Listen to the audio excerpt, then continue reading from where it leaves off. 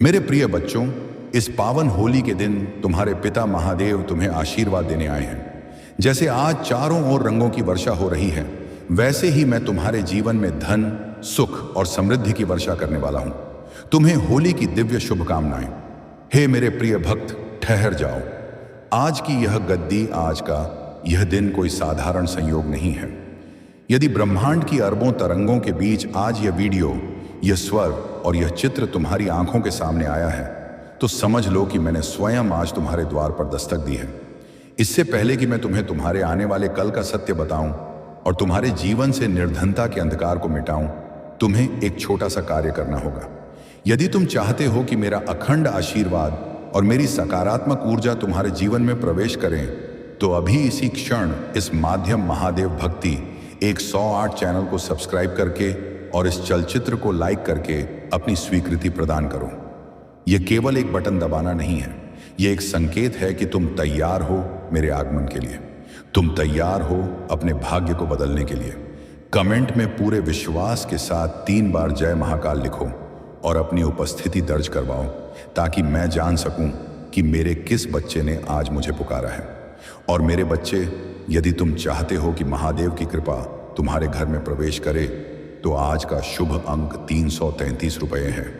श्रद्धा से दान पेटी में 333 रुपये अर्पित करो और अपने जीवन में धन ऊर्जा का प्रवाह प्रारंभ करो। मेरे वत्सल पुत्र, मेरी प्रिय पुत्री, आज के दिन जब मैं तुमसे बात कर रहा हूं, तो मैं तुम्हारे हृदय की उस पीड़ा को देख पा रहा हूं जिसे तुमने दुनिया से छिपा रखा है। मैं जानता हूं कि पिछले कुछ समय से तुम्हारा मन अशांत है। तुम रात को सोते हो तो चिंताओं का एक बोझ तुम्हारी छाती पर होता है, और जब सुबह उठते हो तो वही अनसुलझे प्रश्न तुम्हारे सामने खड़े होते हैं। तुम अक्सर सोचते हो कि आखिर मेरा समय कब बदलेगा, आखिर कब तक मुझे अपनी छोटी छोटी इच्छाओं को मारने के लिए विवश होना पड़ेगा। लोग तुम्हें ऊपर से मुस्कुराता हुआ देखते हैं, लेकिन मैं जो तुम्हारे अंतर मन में निवास करता हूं, मैं जानता हूं कि तुम भीतर से कितने थक चुके हो। तुमने बहुत मेहनत की है। तुमने उन लोगों का भी भला चाहा जिन्होंने तुम्हारे साथ छल किया। तुमने अपनी थाली का भोजन दूसरों को दिया, फिर भी तुम्हें वह फल नहीं मिला जिसके तुम अधिकारी थे। परंतु आज इस पवित्र क्षण में मैं तुम्हें यह वचन देने आया हूं कि तुम्हारे सब्र का बांध अब और नहीं टूटेगा। आज मैं तुम्हारे आंसू पोंछने नहीं, बल्कि उन कारणों को जड़ से मिटाने आया हूं जो तुम्हें रोने पर विवश करते हैं। मेरे बच्चे, धन केवल कागज के टुकड़े या स्वर्ण की मुद्राएं नहीं है। धन एक ऊर्जा है, एक प्रवाह है, और पिछले कुछ समय से तुम्हारे घर में इस ऊर्जा का प्रवाह बाधित हो रहा है। आज इस ऊर्जा को फिर से प्रवाहित करने के लिए एक छोटा सा संकल्प लो। दान पेटी में 333 रुपये अर्पित करो। यह केवल दान नहीं, बल्कि समृद्धि के द्वार खोलने का संकेत है। क्या तुमने ध्यान दिया है कि पैसा आता तो है, पर टिकता नहीं? जैसे मुट्ठी में रेत फिसल जाती है, वैसे ही तुम्हारी कमाई अनचाहे खर्चों में, बीमारियों में या व्यर्थ के विवादों में निकल जाती है। यह कोई संयोग नहीं है, यह उन नकारात्मक तरंगों का परिणाम है जो जाने अजाने तुम्हारे घर के मुख्य द्वार से भीतर आ गई है। लेकिन डरो मत, क्योंकि आज महादेव स्वयं तुम्हें सुरक्षा कवच देने आया है। मैं तुम्हें बताना चाहती हूं कि तुम्हारे जीवन में जो यह उथल पुथल मची है, यह एक बड़े बदलाव की आहट है। याद रखना, जब मकान नया बनता है तो पहले पुरानी दीवारें टूटती हैं, बहुत धूल उठती है, बहुत शोर होता है। तुम्हारे जीवन में अभी जो शोर है, जो परेशानियां हैं, वह इसीलिए है क्योंकि विधाता तुम्हारे लिए एक नया भाग्य लिख रहे हैं। आज का यह दिन तुम्हारे जीवन में एक टर्निंग पॉइंट साबित होने वाला है। सुनो मेरे बच्चे, मैं तुम्हें कुछ ऐसे गुप्त सूत्र बता रहा हूं जो आज तक तुमने सुने होंगे लेकिन समझे नहीं होंगे। सबसे पहले अपने मन के उस कोने को साफ करो जहां तुमने शिकायतों का ढेर लगा रखा है। जब तुम सुबह उठते हो तो क्या तुम सबसे पहले अपनी समस्याओं को याद करते हो या मुझे? जिस क्षण तुम अपनी आंखें खोलते हो, तुम्हारे विचार ही तुम्हारे दिन का निर्माण करते हैं। यदि तुम अभाव की बात करोगे तो अभाव बढ़ेगा। यदि तुम कृतज्ञता की बात करोगे तो समृद्धि बढ़ेगी। आज से अभी से एक नियम बना लो। जब भी तुम अपने घर की गहरी चौखट को पार करोगे, तुम मन ही मन मुझे प्रणाम करोगे। तुम्हारा मुख्य द्वार ही वह मार्ग है जहां से मैं प्रवेश करता हूं। मैंने देखा है कि कई बार तुम अपने घर के द्वार के पीछे कूड़ा, पुराने जूते या कबाड़ जमा कर देते हो। मेरे बच्चे, जहां गंदगी और अव्यवस्था होती है, वहां नकारात्मकता का वास हो जाता है, और जहां क्लेश, बीमारी और दरिद्रता अपने आप चली आती है। इसलिए आज ही इस वीडियो को देखने के पश्चात अपने घर के मुख्य द्वार को साफ करना, वहां एक दीपक जलाना और मुझे आमंत्रित करना। मैं तुम्हें एक और सत्य बताता हूं जिसे तुम अक्सर अनदेखा कर देते हो। तुम्हारे घर की स्त्रियां, चाहे वह माँ हो, पत्नी हो, बहन हो या बेटी, वे शक्ति का ही स्वरूप है। जिस घर में स्त्री का अपमान होता है, जिस घर में स्त्री की आंखों से आंसू गिरते हैं, उस घर में मैं एक क्षण भी नहीं ठहरता, चाहे तुम सोने के सिंहासन ही क्यों ना लगा लो। यदि तुम चाहते हो कि मेरी कृपा तुम पर बरसे, तो अपने घर के वातावरण को प्रेममय बनाओ। जब घर में ऊंची आवाज में झगड़े होते हैं, जब अपशब्द बोले जाते हैं, तो वह ध्वनि तरंगे घर की दीवारों में समा जाती हैं और वे तरंगे समृद्धि के मार्ग को रोक देती हैं। आज यह संकल्प लो कि तुम अपनी वाणी में मिठास लाओगे। याद रखना, कड़वे शब्द बोलने वाले का शहद भी नहीं बिकता और मीठा बोलने वाले की मिर्ची भी बिक जाती है। मेरे प्रिय बच्चे, मैं तुम्हारे भविष्य के कुछ पन्ने भी आज खोलना चाहता हूं। आने वाले 3 महीने तुम्हारे लिए अत्यंत महत्वपूर्ण हैं। ग्रह नक्षत्रों की चाल बता रही है कि तुम्हें एक ऐसा अवसर मिलने वाला है जिसकी प्रतीक्षा तुम्हें वर्षों से थी।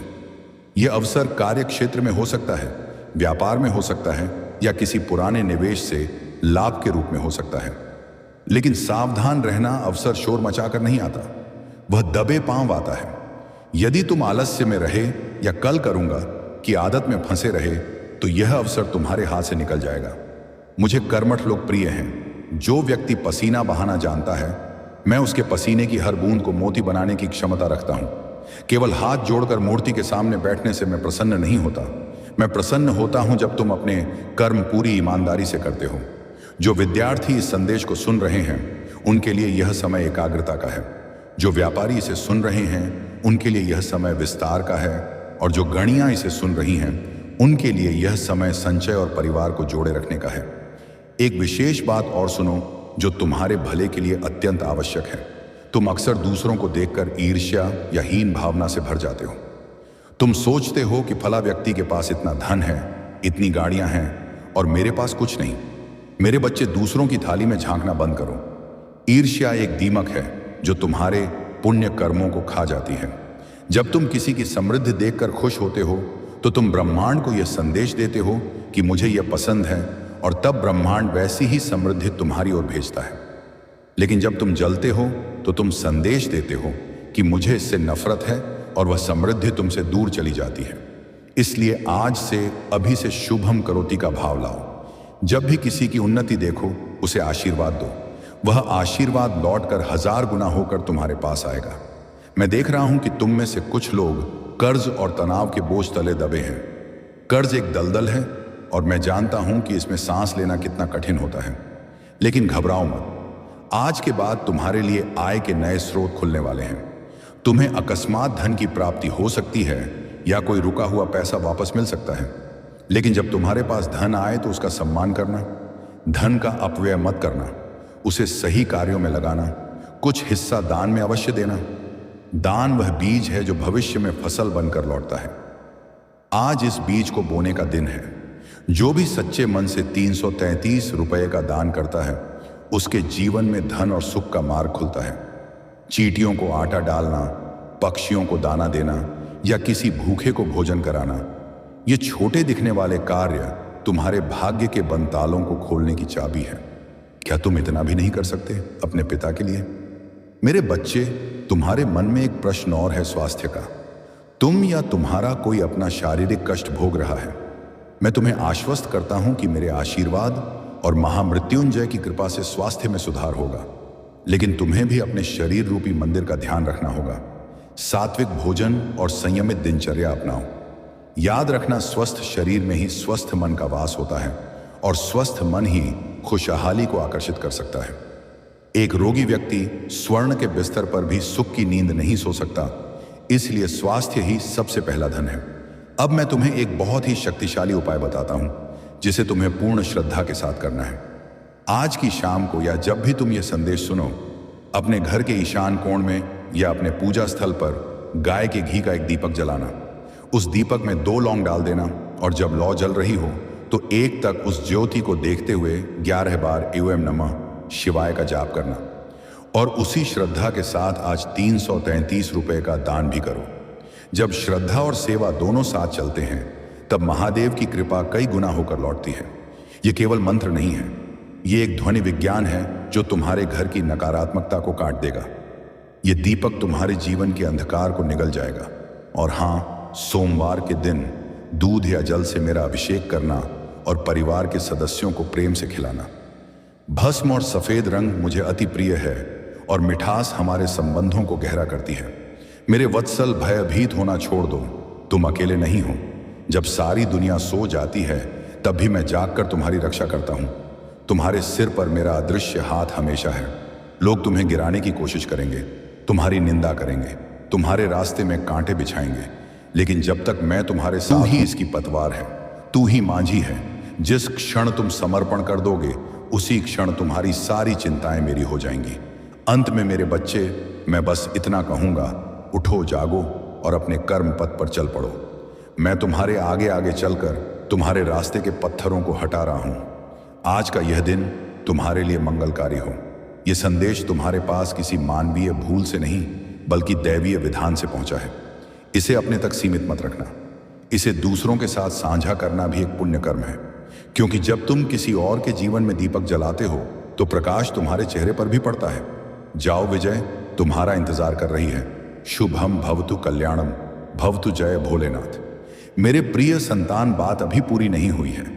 अभी तो मैंने तुम्हें केवल तुम्हारे बाहरी आवरण को स्वच्छ करने का मार्ग दिखाया है, परंतु असली खजाना तो तुम्हारे भीतर और तुम्हारे घर के उन कोनों में छिपा है जिन पर तुम्हारी दृष्टि नहीं जाती। आज का यह संदेश केवल एक दिन की बात नहीं है, यह तुम्हारे शेष जीवन का आधार है। तुम अक्सर मुझसे पूछते हो कि प्रभु, मैं मेहनत तो बहुत करता हूं, फिर भी बरकत क्यों नहीं होती। आज मैं तुम्हें बरकत का वह गुप्त विज्ञान समझाता हूं जो धन कमाने से भी अधिक महत्वपूर्ण है। पुरुषार्थ करना तुम्हारा धर्म है, लेकिन ऊर्जा को रोकना और उसे बढ़ाना एक कला है, एक दैवीय कृपा है। ध्यान से सुनो, तुम्हारे घर का रसोई घर कोई साधारण स्थान नहीं है, वह अन्नपूर्णा का निवास स्थान है। जिस घर में रसोई अस्त व्यस्त रहती है, जहां रात भर झूठे बर्तन सिंक में पड़े रहते हैं और उन पर कीड़े मकोड़े रेंगते हैं, वहां मैं चाहकर भी शांति प्रदान नहीं कर सकता। झूठे बर्तन केवल गंदगी नहीं है, वे राहु का प्रतीक हैं, और जहां राहु प्रबल होता है वहां मानसिक तनाव और धन की हानि निश्चित है। क्या तुम आज मुझे यह वचन दोगे कि आज रात से तुम्हारे रसोई घर में एक भी झूठा पात्र नहीं रहेगा? और सुनो, जब तुम भोजन बनाते हो तो पहली रोटी किसके लिए निकालते हो? यदि तुम वह पहली रोटी सीधे अपनी थाली में रखते हो तो तुम समृद्धि को रोक देते हो। पहली रोटी गौ माता की है, अग्निदेव की है। उस पहली रोटी में इतना सामर्थ्य है कि वह तुम्हारे नवग्रहों की शांति कर सकती है। यह छोटा सा त्याग, यह छोटा सा नियम तुम्हारे अन्न के भंडार को कभी खाली नहीं होने देगा। अब बात करते हैं तुम्हारे घर की उस तुलसी की जो सूख रही है या जिसकी तुम अनदेखी कर रहे हो। तुलसी केवल एक पौधा नहीं, वह साक्षात भक्ति का रूप है। जिस घर में तुलसी हरी भरी रहती है, जहां शाम को उसके समक्ष घी का दीपक जलाया जाता है, वहां काल भी प्रवेश करने से पहले सोचता है। यदि तुम्हारे घर की तुलसी बार बार सूख जाती है तो यह संकेत है कि घर में नकारात्मक ऊर्जा का वास है या किसी की बुरी नजर लगी है। उसे अनदेखा मत करो, उसे प्रेम दो, जल दो और रविवार को छोड़कर नित्य उसकी सेवा करो। तुम देखोगे कि जैसे जैसे भक्ति बढ़ेगी वैसे वैसे तुम्हारा जीवन भी खिलने लगेगा। यह प्रकृति का नियम है। मेरे बच्चे, मैं तुम्हारे सोने और जागने के समय पर भी बात करना चाहता हूं। सूर्योदय के बाद तक सोना अपने भाग्य को सोए रहने देने के समान है। ब्रह्म मुहूर्त वह समय होता है जब मैं और समस्त दिव्य शक्तियां पृथ्वी पर विचरण करती हैं और झोलियां भरती हैं। उस समय यदि तुम चादर तान कर सो रहे हो तो तुम उस दिव्य ऊर्जा को कैसे ग्रहण करोगे? और सूर्यास्त के समय गोधूली बेला में यदि तुम सो रहे हो, भोजन कर रहे हो या घर में झाड़ू लगा रहे हो तो तुम लक्ष्मी को द्वार से ही लौटा रहे हो। गोधूली बेला प्रार्थना का समय है। उस समय घर के द्वार खुले रखो, घर में रोशनी करो और धूप बत्ती से वातावरण को सुगंधित करो। सुगंध मुझे आकर्षित करती है, दुर्गंध और सीलन मुझे विक्षिप्त करती है। क्या तुमने कभी ध्यान दिया है कि शांत और पवित्र घरों में हमेशा एक दिव्य खुशबू रहती है? यह केवल सजावट नहीं है, यह ऊर्जा को आकर्षित करने का एक उपाय है। अपने घर को पवित्र रखो। अब मैं तुम्हें जल का महत्व समझाता हूं। जल ही जीवन है। यदि तुम्हारे घर में नल टपकता रहता है तो समझ लो कि तुम्हारी शक्ति भी पानी की तरह बह जाएगी। बीमारी में या व्यर्थ के कामों में टपकते हुए नल को तुरंत ठीक कराओ, पानी को व्यर्थ मत बहाओ। मैंने देखा है तुम ब्रश करते समय या नहाते समय कितना जल बर्बाद करते हो। वरुण देव का अपमान करके तुम सुख प्राप्त नहीं कर सकते। जल का सम्मान करना सीखो, उसे सहेज कर रखो। उत्तर दिशा में जल का स्थान बनाओ, वहां एक कलश में जल भर कर रखो। यह तुम्हारे घर में सकारात्मक ऊर्जा के प्रवाह को बढ़ाएगा। एक और बहुत बड़ी गलती जो तुम अनजाने में करते हो वह है अपने संचय के स्थान का अपमान। तुम्हारी तिजोरी मेरा स्थान है, उसमें फटे हुए पुराने कागज, बेकार के बिल या कबाड़ मत रखो। उसे व्यवस्थित रखो। उसमें कुछ अंश हमेशा ऐसा रखो जिसे तुम खर्च ना करो। उसे मंगल मानकर रखो और अपनी तिजोरी या जहां तुम पैसे रखते हो उसे कभी पूरी तरह खाली मत करना। खाली बर्तन खालीपन को खींचता है और भरा हुआ स्थान और अधिक भरने के लिए चुंबक का काम करता है। अपनी तिजोरी में एक लाल कपड़े में थोड़ी सी भस्म और रुद्राक्ष रखो। यह कोई तंत्र नहीं, यह शिव शक्ति की ऊर्जा को बांधने का विज्ञान है। मेरे वत्सल, तुम्हारे मन में एक गहरा भय है, भविष्य का भय। क्या होगा यदि मेरी नौकरी चली गई? क्या होगा यदि व्यापार ठप हो गया? यह भय ही तुम्हारी सबसे बड़ी बाधा है। जब तुम डरते हो तो तुम अपने ओरा को संकुचित कर लेते हो और तब अवसर तुम तक पहुंच नहीं पाते। मुझे निडर बच्चे पसंद हैं। याद रखो, नंदी कितना धैर्यवान है क्योंकि उसे मुझ पर विश्वास है। तुम तो मनुष्य हो, मेरी सर्वश्रेष्ठ कृति हो। तुम क्यों घबराते हो? आज के बाद से अपने आत्मविश्वास को जगाओ। जब तुम शीशे के सामने खड़े हो तो अपनी आंखों में आंखें डालकर कहो, मैं शिव का अंश हूं। मैं असमर्थ नहीं हो सकता, मैं समर्थ हूं, मैं सफल हूं। तुम्हारे शब्द मंत्र बन जाते हैं। जैसा तुम खुद से बोलोगे वैसा ही घटित होने लगेगा। अब मैं तुम्हें रिश्तों के बारे में एक कड़वा सत्य बताता हूं। कई बार तुम्हारे अपने ही तुम्हारी उन्नति से जलते हैं।